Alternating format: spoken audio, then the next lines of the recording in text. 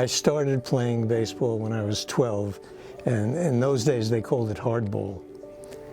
Back then I was a pitcher, and I continued pitching through high school and college.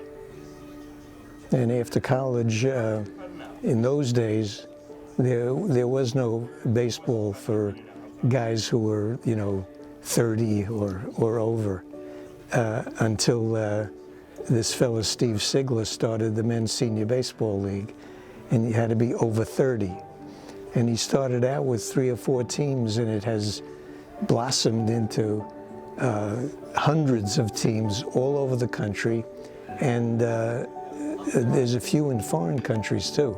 Once a year they have a World Series in Arizona, and I started playing in that in 1993 when they had the first over 50 World Series, and I played for Sacramento, California, and we won it, right?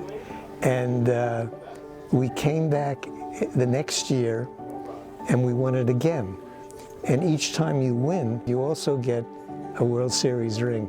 And these World Series rings are very similar to the Major League rings. They're made by the same company. When I had the rotator cuff problem, that was the end of my pitching. I couldn't throw. Many of the athletes that we take care of who are overhead athletes, throwers, tennis players, pickleball players in addition, tend to get into trouble with problems with their shoulder. This shoulder model illustrates what is termed the rotator cuff tendon. The rotator cuff is both a muscle that turns into a tendon that lifts the arm up. And this tendon, it's almost like a rope, if you will, is what functions like a pulley to be able to take the arm through the extreme ranges of motion that are required to throw a baseball, for instance.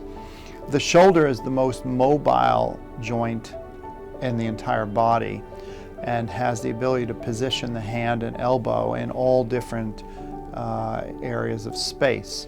The rotator cuff tendon, which pulls the arm up, tends to see a fair amount of stress. So when patients have this area fixed, what we're doing in essence is reattaching a torn tendon, like a rope, to the bone. The rotator cuff surgery brought me back to where, yes, I could pitch again. Now I don't pitch anymore. I play right field and I bat and I steal bases, which is the most fun of all. To be able to come here and watch one of my patients who I've operated on over 20 years ago, who is still playing baseball, hardball, is truly remarkable. I think it just constantly reminds me of the ability to be able to make a difference in terms of helping patients and to return patients to something that they have a passion for.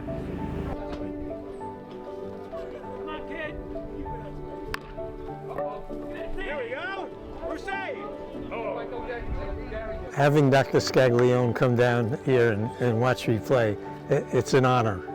If it wasn't for the surgery that he had done on my rotator cuff, I probably would not be here playing.